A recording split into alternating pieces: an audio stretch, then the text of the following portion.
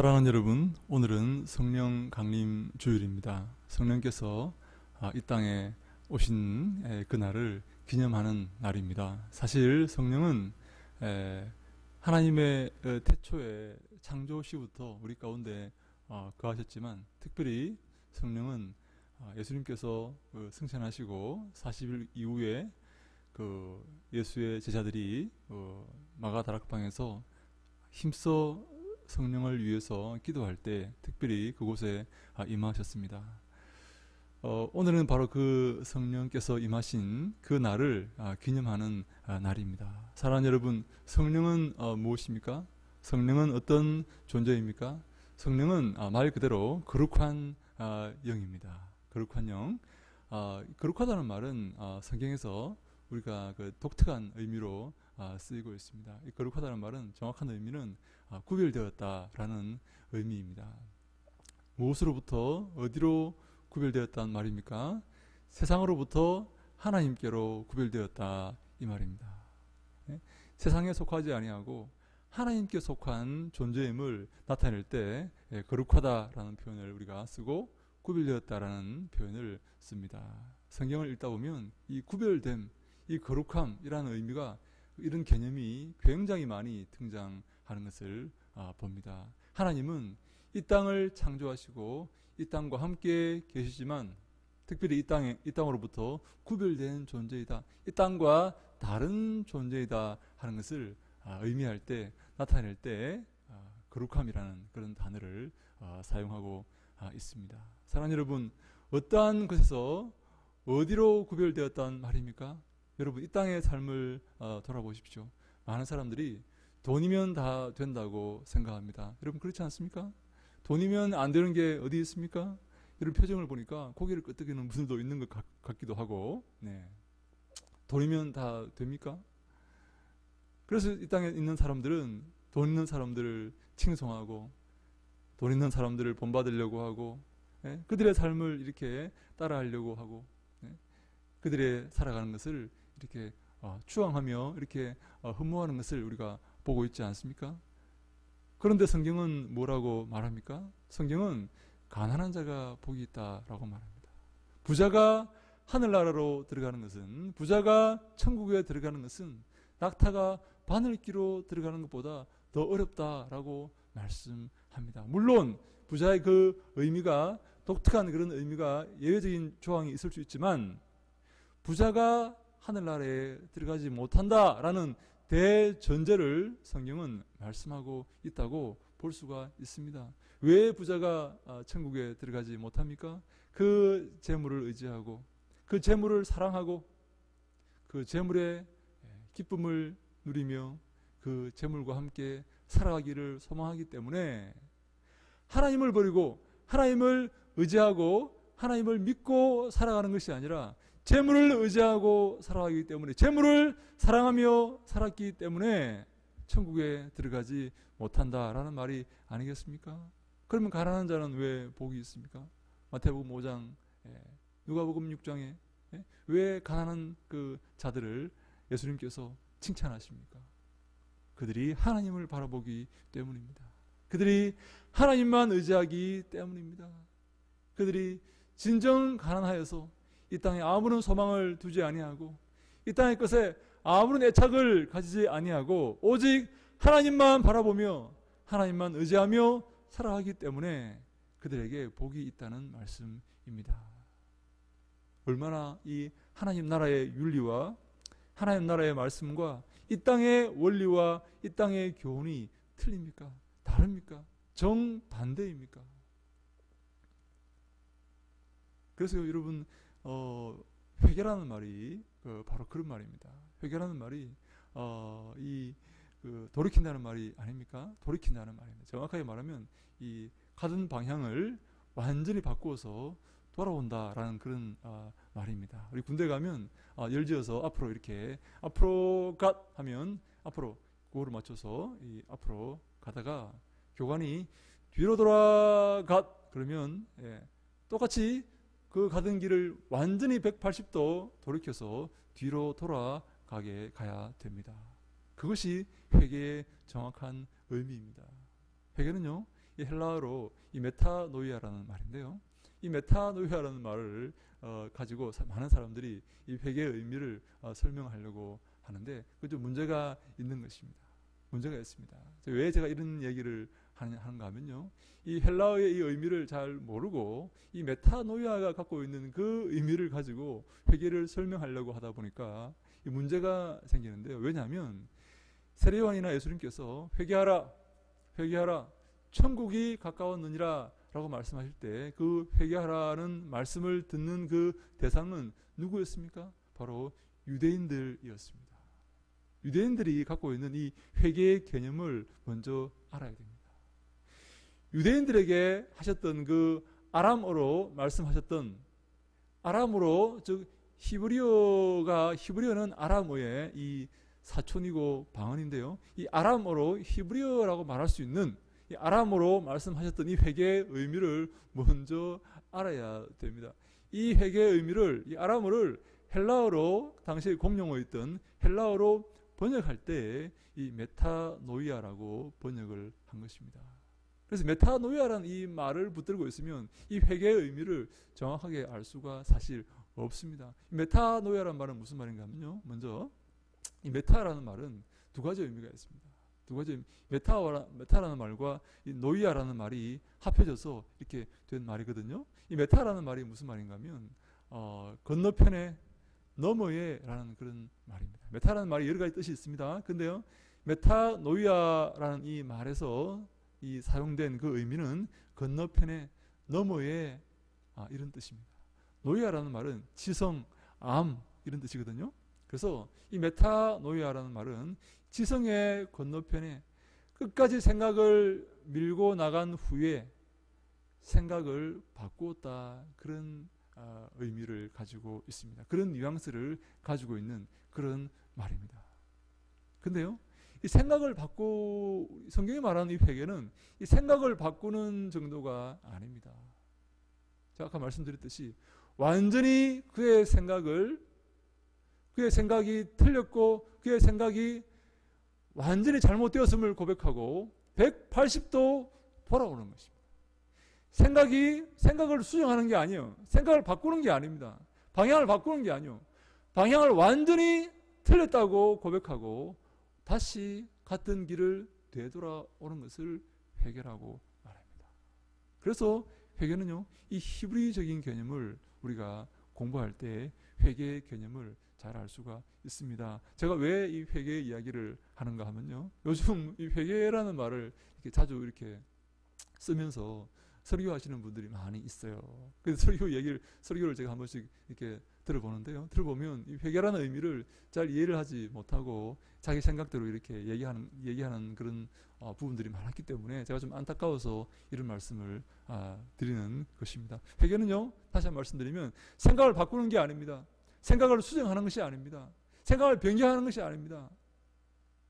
생각을 180도 자기의 생각을 부정하고 자기의 삶을 부정하고 지금까지 세상을 사랑하며 세상을 향해 살았던 자기의 이 생각을 완전히 부정하고 완전히 잘못되었음을 고백하고 완전히 이 생각이 부패되었음을 고백하고 다시금 돌아오는 것입니다.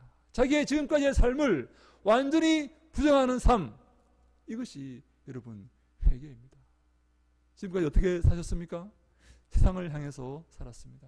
세상에 소망을 두고 살았습니다. 사실 우리가 지금도 세상을 사랑하고 있지 않습니까? 저도 저 삶 속에 돌아보면 세상을 사랑하는 부분이 있을 것입니다. 세상을 사랑하지 아니하고 세상을 의식하지 아니하고 세상에 소망을 두지 아니하고 살려고 애쓰고 노력하지만 날마다 저를 쳐서 그렇게 살지 않으려고 하지만 아마도 제 삶 속에 세상을 사랑하는 부분이 있을 것입니다. 여러분도 마찬가지입니다. 이 땅을 사랑하는 부분이 있습니다. 이 땅의 평판과 이 땅의 평가와 이 땅에 소망을 두고 살려고 하는 이 땅에 기쁨을 두고 살려고 하는 그런 부분이 여러분들의 삶에 있습니다. 반드시 있습니다. 그것을 완전히 부정해야 됩니다. 내 삶을 완전히 부정해야 됩니다. 내 삶은 완전히 부패하였고 내 삶은 완전히 구제불능이고 다시금 그 세상으로 향하여 걸어갔던 나의 삶을 돌이켜서 하나님께로 돌아와야 한다. 그래서 여러분 히브리 개념의 이 회개는 슈브란 말인데요. 회개란 말은 슈브란 말인데요. 다시 돌아온다라는 말입니다. 돌이킨다라는 말입니다. 앞으로 갓 해서요.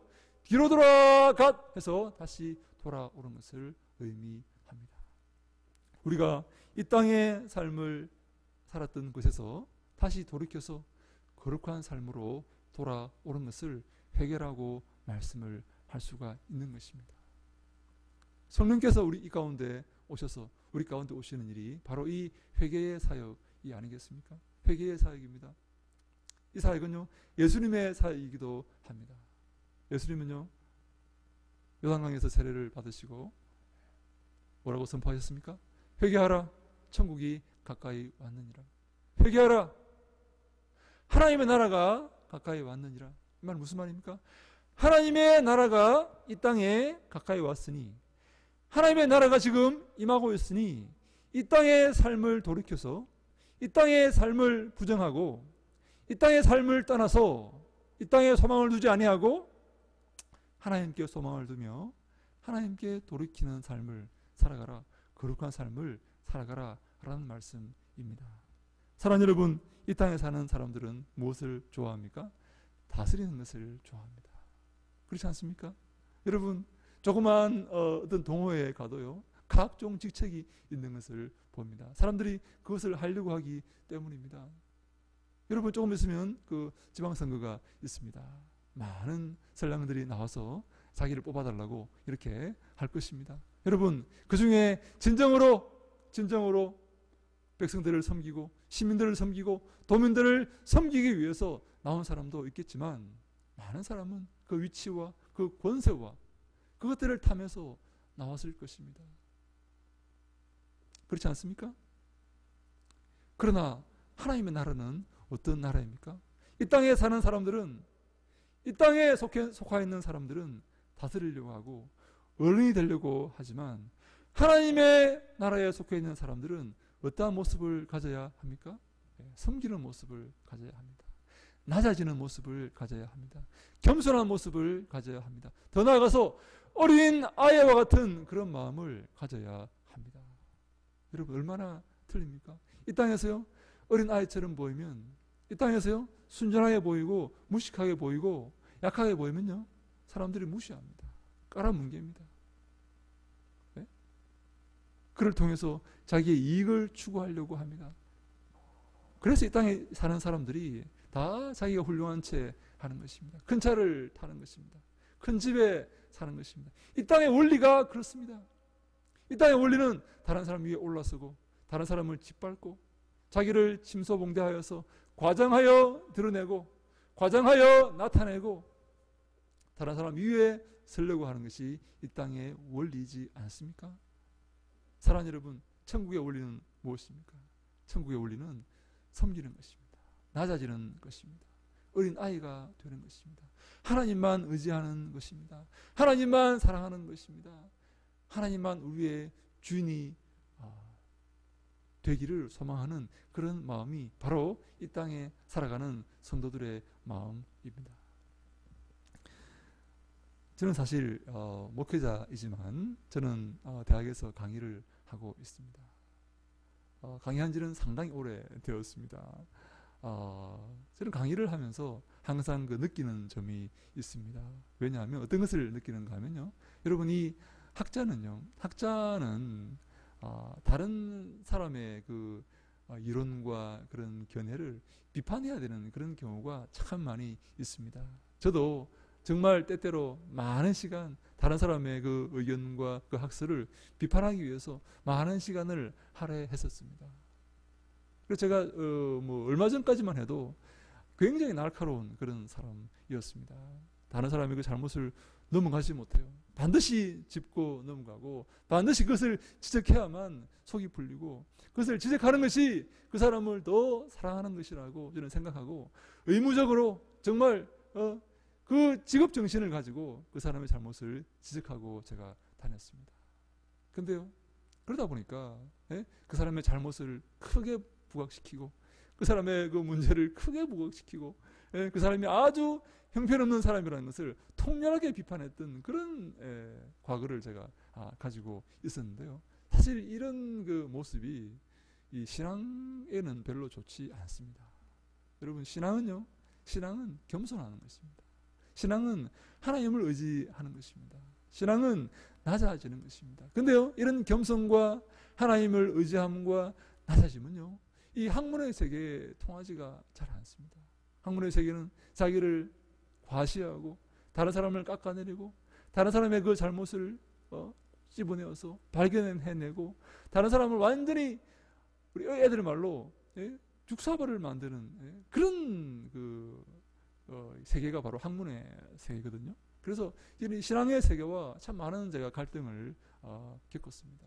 그래서 제가 학문의 세계를 조금 이렇게 내가 너무 학문의 세계에 몰입하고 빠져서는 안 되겠다 하는 그런 마음을 요즘 좀 가지고 있습니다. 물론 학문을 잘 하시는 분들은 정말 다른 사람의 그 의견을 존중하고 합력하여서 이렇게 서로 상승 효과를 이루어서 정말 훌륭한 그런 학자로 자리매김하는 것을 제가 보지만, 많은 경우에 이렇게 비판 정신과 이런 잘못을 찾아내는 그런 이 정신을 갖고 있어야 되기 때문에 제가 학문의 세계에 깊이 빠져들지 않아야 되겠다는 그런 마음을 제가 가지고 있습니다.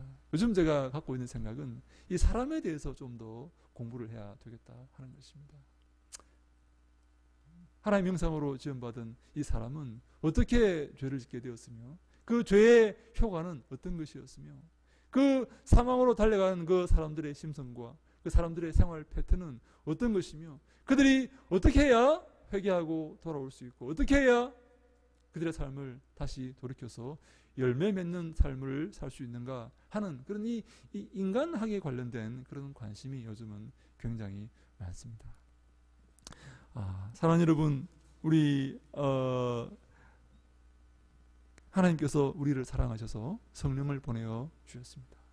예수님께서 우리를 위해서 성령을 보내어 주셨습니다. 그래서 성령께서 우리 가운데 거하십니다. 우리가 성령의 사람이 되었습니다. 성령은 거룩한 모습으로 우리 가운데 거하시기 때문에 우리가 성령의 사람이 되어서 성령의 그 거룩한 모습, 구별된 모습을 닮아가야 될 줄로 믿습니다. 사랑하는 여러분, 성령은 어디서부터 나옵니까? 좀 고상한 말로, 학문적인 말로 발출이라는 그런 표현을 씁니다. 성령은 어디로부터 발출되었습니까? 성령은 먼저 하나님 아버지께로부터 나옵니다. 요한복음 14장 26절에 이런 말씀이 있습니다. 보혜사 곧 아버지께서 내 이름으로 보내실 성령 그가 너희에게 모든 것을 가르치고 내가 너희에게 말한 모든 것을 생각나게 하리라. 보혜사, 우리를 변호해주고 우리를 도와주는 그런 보혜사, 곧 아버지께서 내 이름으로 보내실 성령, 하나님께서 예수 그리스도의 이름으로 성령을 보내신다라고 말씀하십니다. 성령은요, 하나님께로부터 나옵니다. 그래서 하나님의 영이다라고 우리가 표현하기도 합니다.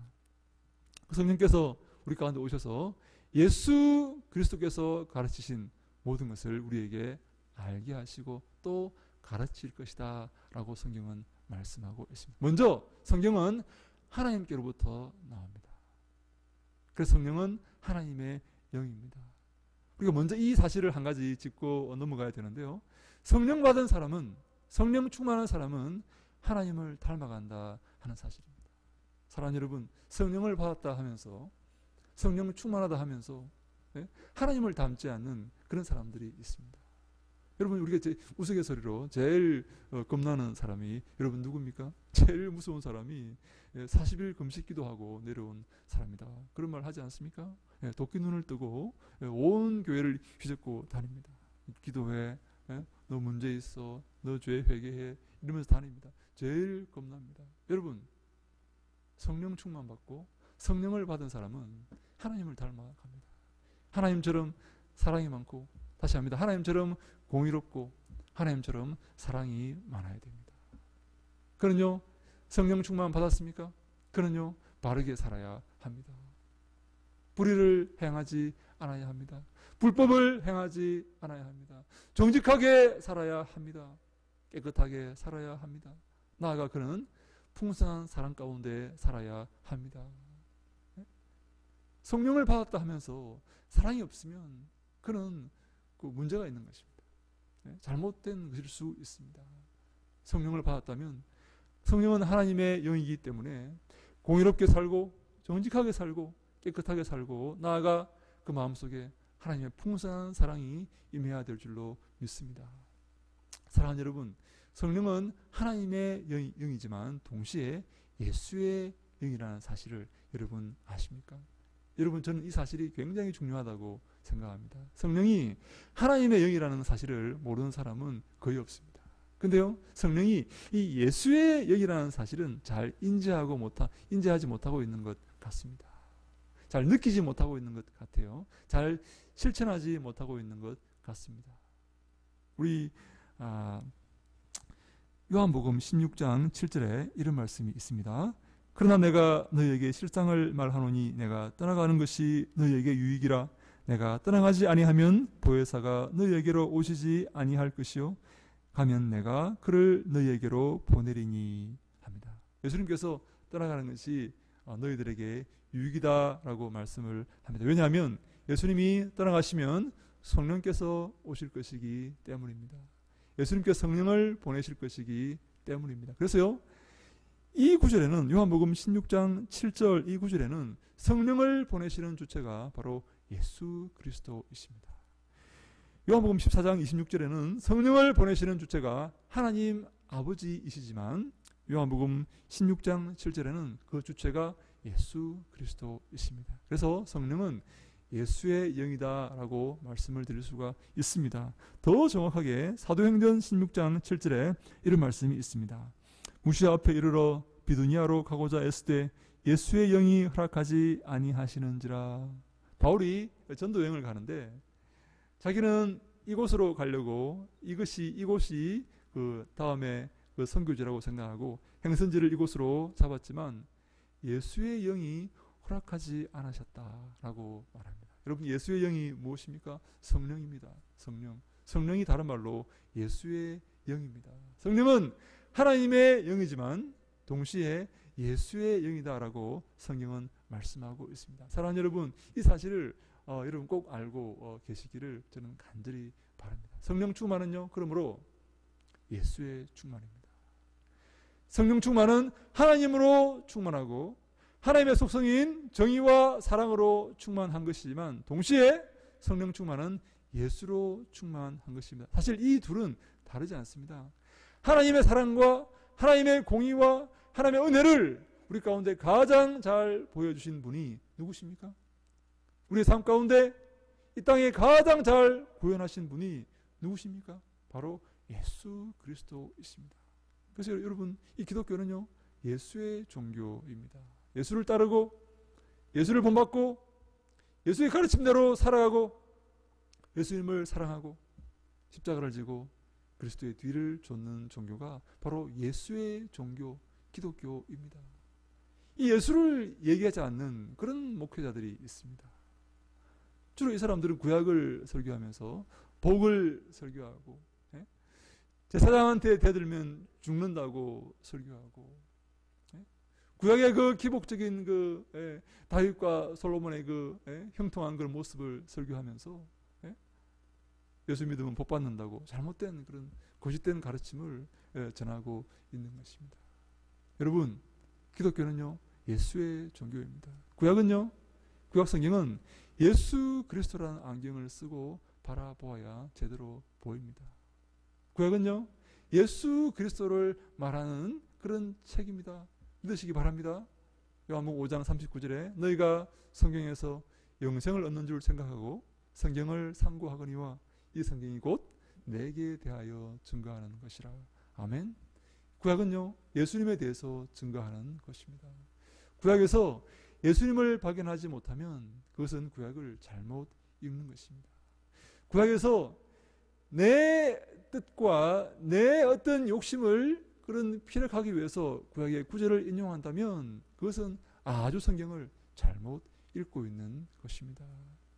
다윗을 읽었다 할지라도 사무엘을 읽었다 할지라도 구약에서 예수 그리스도를 발견하고 예수 그리스도를 찾아내는 것이, 그것이 참된 성경 읽기입니다. 왜요? 성경은, 이 신구약은 바로 예수 그리스도의 이야기이기 때문입니다.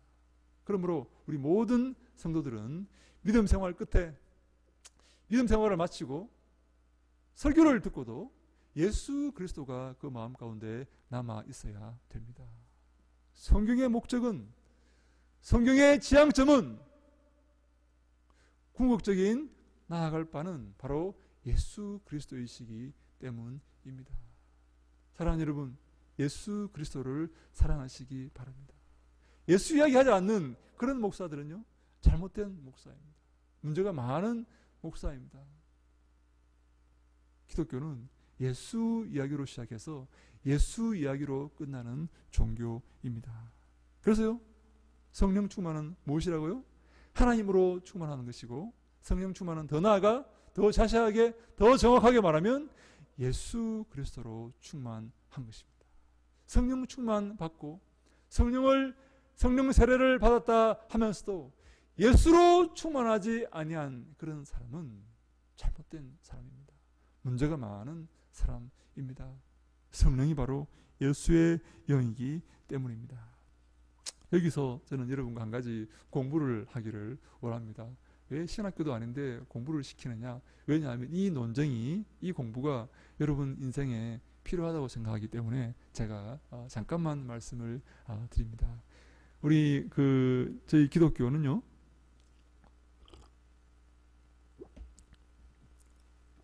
크게 동방교회와 서방교회로 나뉘어져 있습니다. 동방교회는요, 이 정교회를 동방교회라고 부르는데요. 그리스 정교회, 러시아 정교회, 이디오피아 정교회, 이집트 정교회, 이런 정교회를 동방교회라고 부릅니다. 그리고 서방교회는 이 로마 캐톨릭을 중심으로 거기서 나온 개신교가 이렇게 한 주류를 이루고 있는 그런 것을 서방교회라고 부릅니다.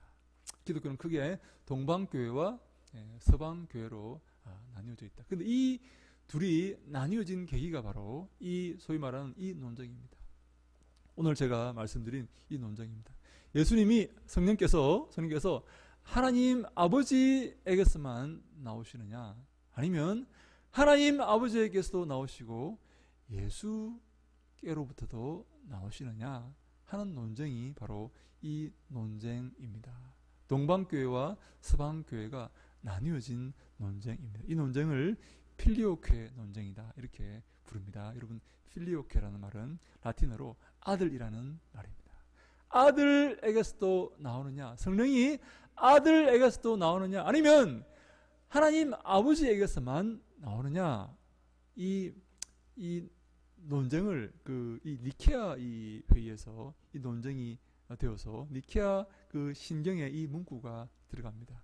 아들에게서도 라는 문구가 이 니케아 신경의 그 회의의 그 결과물에 이렇게 들어가는데, 이 문구를 필리오케 문구라고 말하고 이 논쟁을 필리오케 논쟁이라고 말합니다. 성령이 아버지에게로만 나온다라고 주장했던 사람들은 동방교회로 이렇게 갈라지고, 동방교회로 이렇게 이름 받고 이렇게 갈라지고, 성령이 하나님께로부터 나오지만 동시에 아들인 예수께로부터도 나온다라고 이렇게 고백했던 사람들은 이 서방교회로 이렇게 불리어지게 됩니다.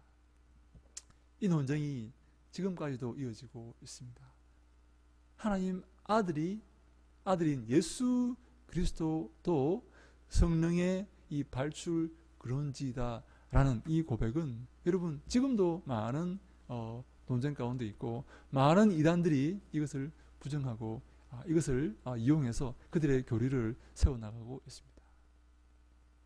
중요한 것은 뭔가 하면 하나님의 아들 예수 그리스도께서 하나님이시냐 하는 이 문제가 여기에 걸려 있는 것입니다. 이 필리오케 논쟁이 중요한 이유가 예수님께서 하나님의 아들이신가 하는 문제가 여기에 걸려있기 때문에 물론 중요한 것입니다. 물론 동방교회는 예수님이 하나님의 아들이라는 사실을, 예수님이 하나님이라는 사실을 부정하지는 않습니다. 그러나 성령께서 예수님께로부터 나온다는 말은 성경에서 찾아보기 힘들다. 하나님 아버지께로부터만 나온다라고 주장했고, 서방교회는 예수님도 하나님이시고 성경을 종합해 보건대 오랜 시간 연구해 보건대 성령께서 예수님에게로부터도 나온다라고 결론을 내린 그런 교회가 바로 서방교회이다라는 것입니다.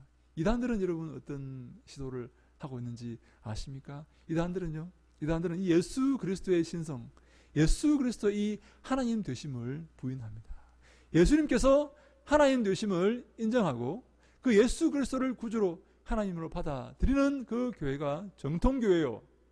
예수 그리스도에게는 하자가 있다. 예수님은 문제가 있다. 예수님은 하나님과 동등된 분이 아니라 급이 다른, 급이 낮은 그런 존재이다 라고 주장하는 그런 세력들이 이단이 되는 것입니다.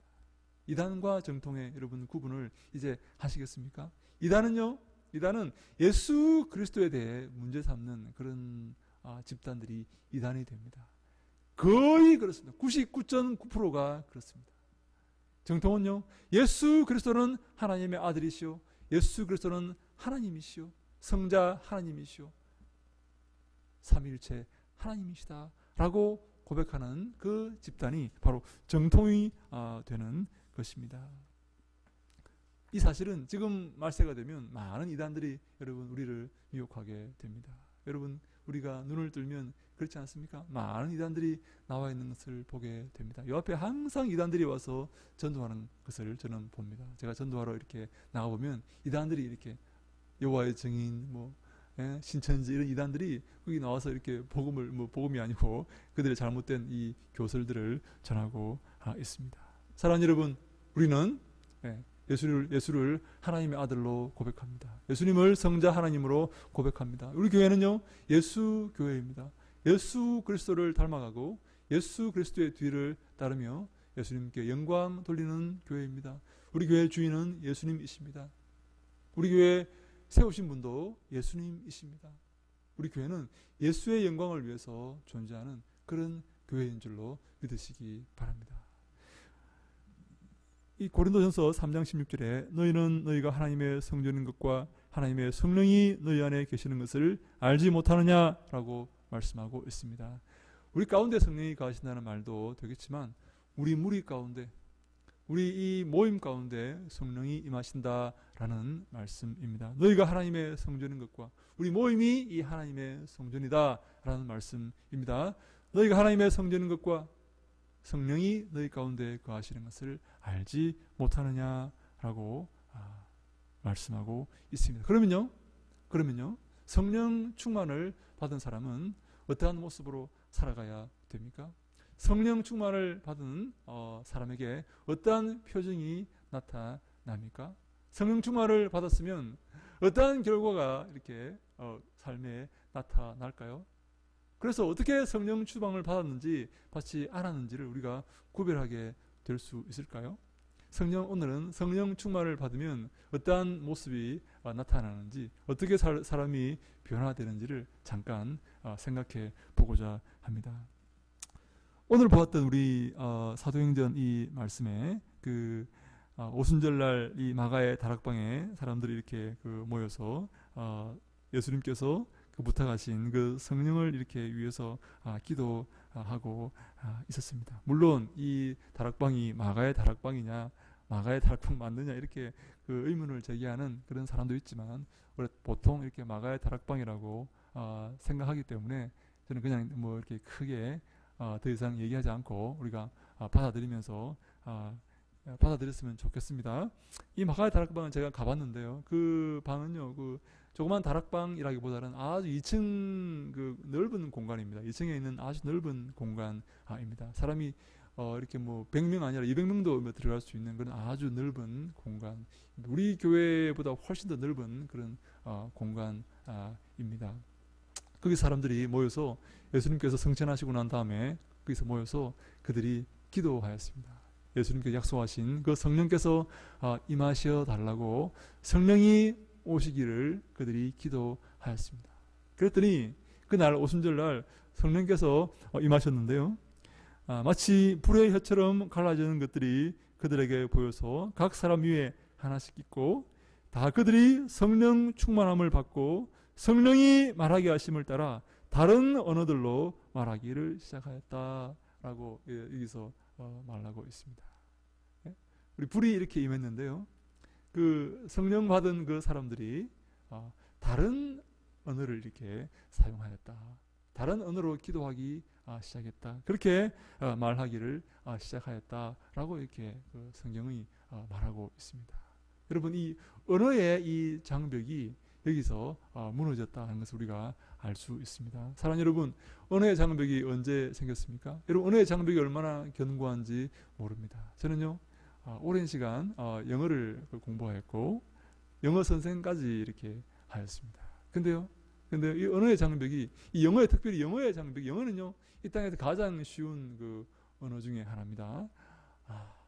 왜 여러분 표정들이 왜 그렇습니까?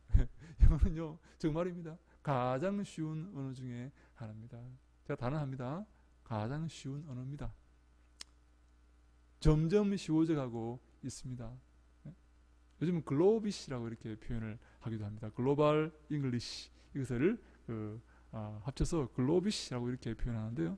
모든 나라의 사람들이 다 쓸 수 있도록 영어는 점점 단순화되어 가고 있습니다. 근데요, 이렇게 간단하고 이렇게 쉬운 언어인 영어를 정복하는 게 얼마나 힘든지 모릅니다.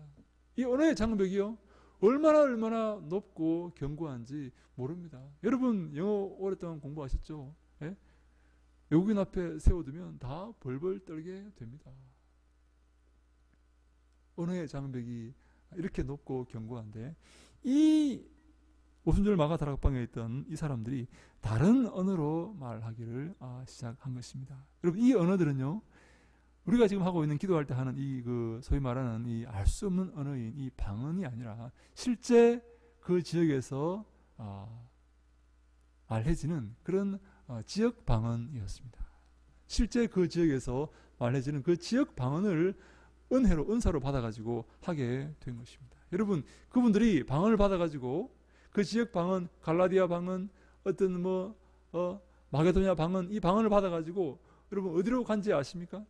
방언을 받아가지고, 여러분 그 방언을 받아가지고 자랑하면서 온 동네 다니면서 자랑하면서 다녔겠습니까? 아니면 그 방언을 가지고 무엇을 하였겠습니까? 그들이 그 방언을 받아가지고 그 방언이 말해지는 그 지역으로 가서 복음을 전하게 되었습니다. 그래서요, 베드로전서에 보면 베드로전서가 그 1장에 그 수신지를 이렇게 그 수신지가 있는 그 교회에 이렇게 보낸다고 이렇게 그 수신지를 쓸 때 그 수신지들이 다 이 마가 다락방에서 행해진 그 언어가 말해지는 그런 지역들이었습니다. 무슨 말입니까? 이게 무슨 말입니까? 방언을 받은 그 사람들이 가만히 있지 않고 그 방언을 가지고 그 방언의 은사를 들고 그 지역으로 갔다는 것입니다. 그 지역으로 가서 거기서 복음을 전하고 교회를 세웠다는 것이죠. 그래서 그 세워진 교회에 이제 베드로가 소위 말하는 공동 서신을 보내는 것입니다. 회람 서신을 보내는 것입니다. 방언은 하나님께서 왜 허락하여 주셨습니까? 나아가 성령은 하나님께서 왜 주셨습니까? 복음을 전하게 하기 위해서 주신 것입니다. 성령 충만 받으셨습니까? 성령을 받으셨습니까? 나가셔서 복음을 전하셔야 됩니다. 성령은요, 특별히 누가복음의 사도행전의 성령은 복음을 전하는 영입니다. 성령 받은 사람은요, 가만히 있을 수가 없습니다. 성령 받은 사람은요, 교회에서 서로 싸우고 있을 수가 없어요. 성령 충만한 사람은요, 나가서 복음을 전해야 됩니다.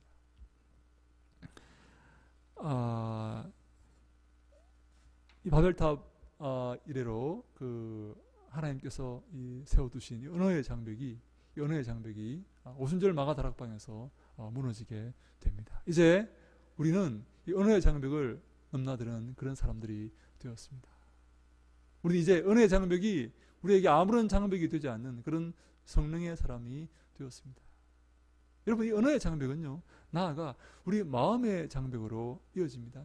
여러분, 우리가 말을 이렇게 같은 말을 하지만 여러분 서로 대화가 안 되는 사람이 있지 않습니까?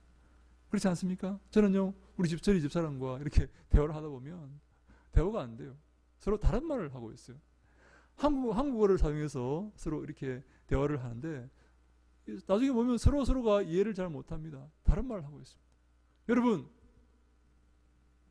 사용자와 노동자가 대화할 때 서로 같은 말을 합니까? 서로 다른 말을 합니다. 서로 이해를 잘 못하고 있습니다. 여러분, 부모와 자식이 같은 말을 하지만 한국어를 사용해서 말하지만 서로 다른 말을 하는 경우가 얼마나 많습니까? 이것은 마음의 장벽입니다. 여러분, 성령을 받은 사람은 이 마음의 장벽도 넘어서야 됩니다.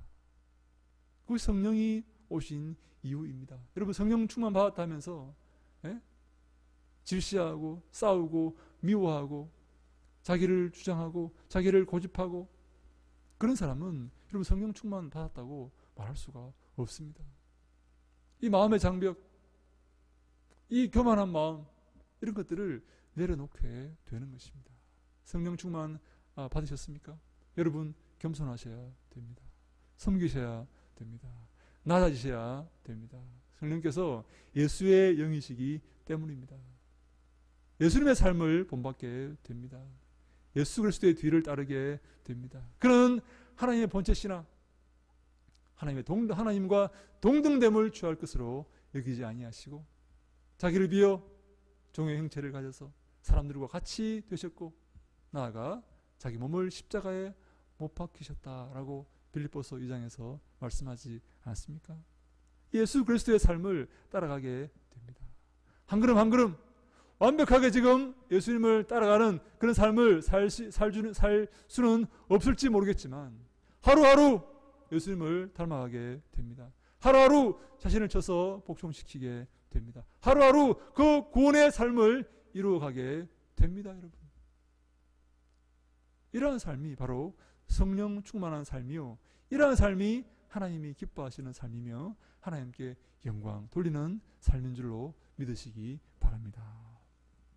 사랑하는 여러분, 성령 충만한 사람은 복음을 전하게 됩니다. 성령 충만한 사람은 나아가 모든 장벽을 허무는 그런 사람이 됩니다. 성령 충만한 사람은 아까 말씀드렸듯이 예수 그리스도를 닮아가는 삶을 살게 됩니다. 저는 우리 교회가 진정으로 예수 그리스도를 닮아가는 그런 교회가 되기를 소망합니다. 저는 여러분들에게 다른 것을 바라지 않습니다. 헌금 많이 하는 건요, 저 바라지 않습니다.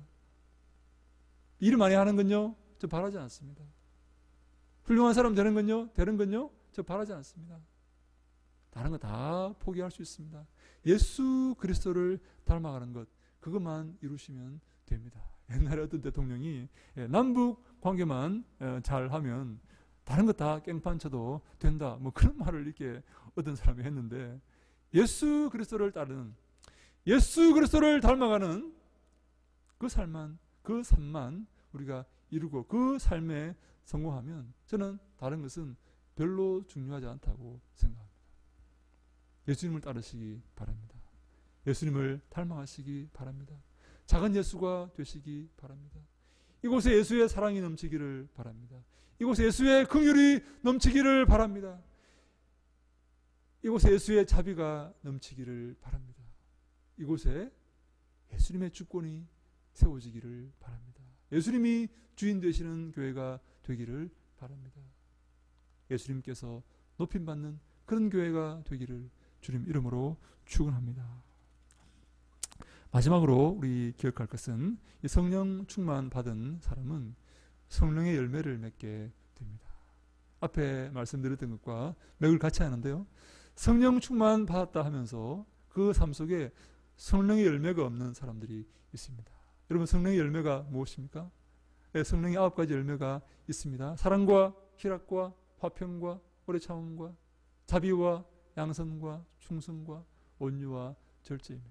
여러분, 이 9가지 열매를 찬찬히 이렇게 뜯어보고 곰곰이 생각해 보면 공통적인 어떤 이런 내용이 있습니다. 그 뉘앙스라고 할까요? 어떤 그 공통적인 그런 어떤 흐름이 느껴집니다. 여러분, 아시겠습니까? 사랑과 희락과 화평과 오래 참음과 자비와 양선과 충성과 온유와 절제, 어떤 공통적인 어떤 개념은 이 참는 것이다 하는 그런 것입니다. 여러분 보십시오. 그 속에 이 인내가 없이는 이루어질 수 없는 그런 내용들이 많이 있어요. 저는 대다수라고 생각합니다. 성령의 9가지 열매 가운데 인내와 관련되지 않은 것은 없습니다. 없습니다. 성령은요, 그래서 저는 성령에 충만한 사람은 인내하는 사람이다 라고 말씀을 드릴 수가 있습니다. 여러분 가운데 다혈질이 있습니까? 특별히 조심하십시오. 여러분 가운데 분을 참지 못하는 그런 사람이 있습니까? 특별히 조심하십시오. 이 말은 꼭 해야 된다 라고 생각하는 사람이 있습니까? 조심하시기 바랍니다. 성령은요, 오래 참는 것입니다. 사랑이 오래 참는 것 아닙니까? 성령은요, 인내와 참음과 연관되어 있습니다. 그렇다고 해서 제가 잘못된 목회를 하는데, 제가 잘못된 설교를 하는데, 제가 하나님의 말씀을 제대로 전하지 않는데 참고 인내하라 그렇게 말하는 것은 아닙니다. 여러분, 제가 설교를 잘못하면 저한테 말씀하셔야 됩니다. 제가 잘못 가르치면 저한테 말씀하셔야 됩니다. 목사님, 말씀이 그렇게 가르치고 있습니까? 말씀이 그렇게 말하고 있습니까? 왜 말씀을 가르치지 않습니까? 말씀을 바로 가르치지 않습니까? 저한테 여러분 반드시 찾아오셔서 저한테 말씀을 하셔야 됩니다. 여러분, 제가 고치지 않으면 저를 끌어내리셔라도 제가 그런 잘못된 설교를 하지 못하도록 해야 됩니다. 그건 동시에 저도 여러분들을 감시할 것입니다. 집사님, 왜 말씀대로 살지 않습니까? 집사님, 왜 말씀대로 행하지 않습니까? 그것이 하나님의 말씀대로 행하는 것입니까? 그것이 주님이 기뻐하시는 삶입니까? 주님이 원하시는 삶입니까? 저는 책망할 것입니다. 우리가 말씀을 가운데 두고, 말씀을 사이에 두고 서로를 감시해야 됩니다. 아유, 목사님, 어떻게 제가 목사님을 감시하고 목사님을 지적하겠습니까? 여러분, 아닙니다. 그렇게 하면요, 우리가 서로 다 망하고 맙니다. 서로 좋은 게 좋다고 서로 눈 감아주면요 망하고 맙니다. 저는 지적할 것입니다. 여러분들이 떠나도 상관없습니다. 이 교회는 주님의 교회고, 주님이 주인 되시는 교회이고, 주님께 영광 돌리는 교회이기 때문입니다. 눈치를 보고 서로 봐주고 죄를 용납하고 잘못된 것을 지적하지 않고 용납하는 것은 하나님이 기뻐하시는 일이 아니고, 그 교회는 교회라고 말할 수 없는 것 아니겠습니까? 저는요, 여러분들의 삶을 그러므로 바라보면서 지적하고, 저는 하나님의 말씀을 선포할 것입니다. 저는 하나님의 말씀만 선포하고 모든 처분을, 하나님으로부터 나오는 모든 처분을 기다릴 것입니다. 그것이 저는 바른 교회를 세워나가는 주님이 기뻐하시는 방법이라고 생각합니다. 사랑하는 여러분, 제가 말씀만 선포할 수 있도록 액면 그대로 가감없이 더함이나 뺨없이 하나님의 말씀만 소리 높여 외칠 수 있도록 여러분 저를 도와주셔야 됩니다. 그것이 여러분들의 영혼에 이익이 되기 때문입니다. 여러분들의 가정에 이익이 되고 여러분들의 자녀들에게 이익이 되기 때문입니다. 사랑하는 여러분, 우리가 말씀으로 돌아갑시다. 종교 개혁자들의 가장 중요한 모토는 솔라 스크립투라, 오직 말씀으로, 오직 말씀으로. 잘못된 전통과 눈치 보고 서로 봐주고 용납하고, 아닙니다. 하나님이 기뻐하시는 것입니다. 하나님께서 심판하실 것입니다. 하나님이 싫어하십니다. 하나님 말씀 앞으로 돌아갑시다. 말씀을 준행합시다. 말씀 가운데 기록한 바를 우리가 살아냅시다. 말씀의 사람이 됩시다. 예수의 사람이 됩시다.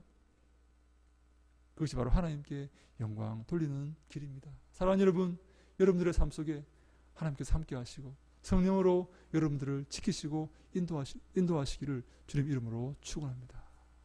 여러분들의 삶에 예수 그리스도의 모습이 드러나기를 소망합니다. 바로 이렇게 고백합니다. 내가 예수를 본받는 것처럼 너희는 나를 본받으라 라고 바울이 말하지 않습니까? 네, 갈라디아서에서 그렇게 말합니다. 내가 예수를 본받는 것처럼, 이 본이라는 말은요, 이 본이라는 말은 미메테스라는 말인데요, 여기서 이미테이션이라는 말이 나옵니다. 이미테이션. 이미테이션이 뭡니까? 이미테이션이라는 말은 짝퉁이라는 말입니다. 짝퉁, 모조품. 예? 내가 예수의 모조품이라는 것입니다. 자세히 봐야지 이 구별이 되지, 예? 언뜻 봐서는 구별이 안 됩니다. 내가 예수의 모조품처럼 예수를 닮아가고 예수처럼 살아가고 예수님과 똑같이 살기 위해서 애쓰고 노력하는 것처럼 너희들은 나와 똑같이 살기 위해서 예수를 본받고 있는, 예수를 따라가고 있는, 예수를 닮기 위해서 애쓰고 노력하고 있는 나와 꼭 같기 위해서 노력하고 애쓰라 라는 말이 되는 것입니다. 사랑하는 여러분, 예수를 닮아 가십시다. 사랑하는 여러분, 이 땅에 소망을 두지 않고 이 땅을 두려워하지도 않고 이 땅의 것들을 염려하지도 않고 오직 예수님만 바라보십시다. 그것이 하나님이 기뻐하시는 삶입니다. 그것이 하나님께 영광 돌리는 삶입니다. 다른 모든 교회나 다른 모든 세상에서 자기를 사랑하고 자기의 쾌락과 이익과 기쁨을 추구한다 할지라도 우리 교회는 오직 예수만을 사랑하고 예수만을 따르며 예수님께만 영광 돌리는 그런 교회가 되기를 소망합니다. 그것이요 여러분에게 복이 됩니다. 그것이 여러분의 가정과 여러분 자녀와 여러분들 대대 후손에게 복이 된다는 것입니다. 이 사실을 여러분 믿으시기 바랍니다. 우리가요 이 싸움을 싸워야 합니다. 오늘 성령 강림 주일에 우리 이 싸움을 결심합시다. 네? 성령은요 예수의 영입니다. 하나님의 영입니다. 그러므로 성령 충만한 사람은 예수를 닮아갑니다. 이 성령의 열매를 맺게 됩니다. 복음을 전합니다. 이 싸움을 우리가 싸워서 이 싸움에서 승리할 때에 하나님께 영광 돌리게 되고 이 땅에서 우리가 큰 복락의 삶에 참여하게 될 줄로 믿습니다. 그런 은혜가 저와 우리 모두에게 있기를 주님 이름으로 간절히 축원합니다. 기도하겠습니다. 하나님 감사합니다. 저희들 사랑하셔서 성령 강림 주일에 또 모여서 주 앞에 신령과 진리로 예배하게 하시니 감사합니다. 성령의 충만을 얻고 우리가 변화를 받아 회개하여서 예수를 닮아가고 십자가를 지고 그리스도의 뒤를 따르며 우리 삶에 아름다운 성령의 열매들을 맺어내는 귀하고 복된 믿음의 권속들 아버지여 다 되게 하여 주시옵소서.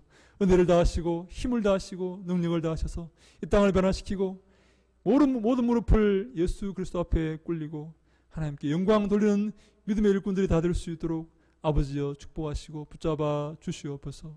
인도하시고 함께 하실 것을 믿사옵고 예수님 이름으로 기도하옵나이다. 아멘.